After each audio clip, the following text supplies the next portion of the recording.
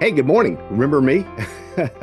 It's good to be back with you on this second day of the new year. I'm posting this a little bit later than I normally do. We'll be back on our normal posting schedule tomorrow. But I decided to do something the last couple of days I normally don't do, which is actually kind of take some time off and just rest and sleep.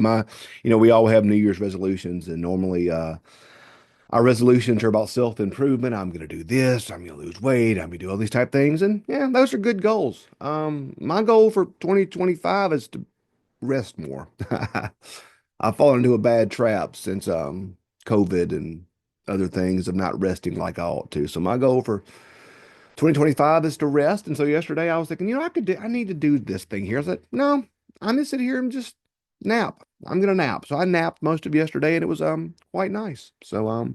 So I thought about recording this early yesterday. I'm like, no, I'll record it in the morning, um, when I get into the office. So today we're starting 2025, and what I want to do for the first few week or two of 2025, we finished John last year, last year, 2 days ago or 3 days ago. Um, and so I always like to go old, new, old, new, old, new. So we're going to go to the Old Testament. So what I want to do the next little bit is I want to look at two smaller books together that I think are great books that we don't think about a lot. And I think there's a lot we can learn there. So I want to look at, we're going to do Ruth and then we're going to do Esther back to back. They're both shorter books. And I think there's a lot of really great truths that we can learn from Ruth and Esther. And I'm particularly a huge fan of Ruth. Um, I just the more I read Ruth, the more I love Ruth. Ruth is just one of my favorite stories in all the Bible because it's a story of the Hesed of God or the redemptive kindness of God. Ruth is a story about how kindness redeems. And I believe Ruth is a really important book for us in our world and in this moment we find ourselves in now. You know, we end 2024 and think, well, 2025 can't be worse. And then we wake up in 2025, starts off with meanness as well. So I think we're all in need of some redemptive kindness. And I think we all need to be and to have redemptive kindness. So let's read Ruth. We're going to read Ruth 1. We'll read verses 1 through 5 today. In the days when the judges ruled, there was a famine in the land. So a man from Bethlehem of Judah, together with his wife and 2 sons, went to live for a while in the country of Moab.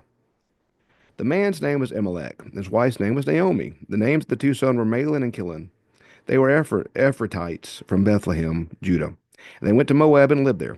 Now Elimelech, Naomi's husband, died, and she was left with her 2 sons. They married Moabite women, one named Oprah and one named Ruth. After they had lived about 10 years, both Mahlon and Chilion also died, and Naomi was left without her 2 sons and her husband. So, um, this beginning of the story is one of the more, I don't know, for a Jew, one of the more evocative stories, or more evocative in beginnings in the Bible, because um, Naomi and Elimelech lived in Bethlehem, which at that time, Bethlehem, we know Bethlehem, you know, Bethlehem, birthplace of Jesus, Bethlehem, the home of David. Like we know the significance that Bethlehem has for faith. We're very familiar with it. In that day, this predates all this. People didn't know Bethlehem was a big deal because, frankly, it wasn't a big deal at that point. So she's from Bethlehem, Elimelech's from Bethlehem, rather, and there's a famine, and this famine's so bad that they went to Moab, and when they got to Moab, her husband died, and then she married off her sons to Moabite women, and their sons died, leaving her as a widow with no one to care for her. Okay. You know how Job starts off?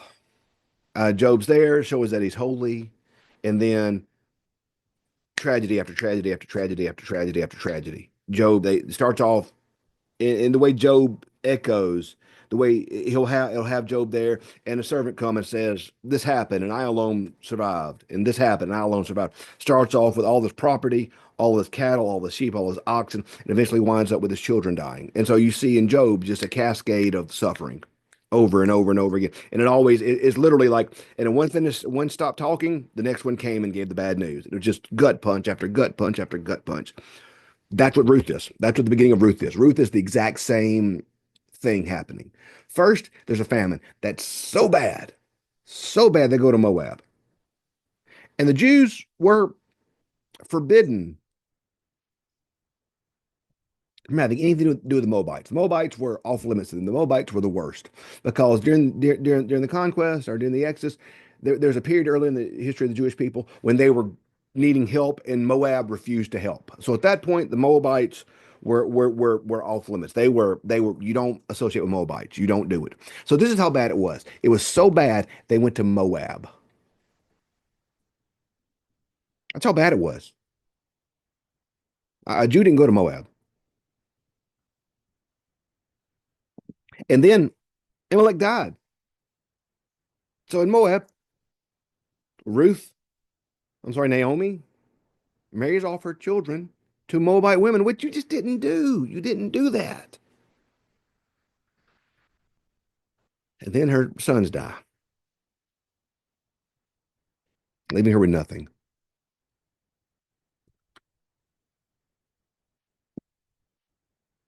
Ruth starts in suffering. So I want you to picture where Ruth begins this story. She begins this story having lost everything. That's where the story begins. And it's a quote by C.S. Lewis. I think it's Lewis says, when you read the Bible, suffering is promised. Because when you read the Gospels, you see when Jesus says, when you suffer, when you're persecuted, when you're attacked, when you're belittled, you know, pray. What does James say? Consider it all joy, my brothers and sisters, when you go through difficult times. So I think as we begin this new year, I don't want to begin this new year being naive. Oh, this year's gonna be perfect. It's not, friends. This year's not gonna be perfect. There's gonna be suffering. There's gonna be pain. There's gonna be loss. This year's not gonna be perfect. This year, 2025 is not going to be perfect. I wish that it were, but it's not. And if we expect 2025 to be perfect, we're going to be very cynical by the time tomorrow runs around because something bad's going to happen today. So let's not live into 2025 expecting perfection, but let's live into 2025 knowing that God is with us, knowing that God is with us, knowing that God will not leave nor forsake us, knowing that God's presence will not abandon us, knowing that God will be here, that God is with us no matter what. Let's not, if we expect 2025, if we expect anything to be perfect with no problems, we will become cynical. The miracle of our life is not perfection. The miracle of our life is that God is with us, that God never leaves and God never forsakes. And so we're going to see this book is called Ruth, but it could be just as easily called Naomi, because we're going to see where Naomi starts with suffering, and we're going to see where she ends the book. So we'll have difficult days this year. We will, but God's going to be with us in those difficult days. So I look forward to the next few days to going through Ruth with you. It's a great book. I hope by the time we finish Ruth, you love it as much as I do. So thanks for being with us, and we'll be back tomorrow morning. Have a great day.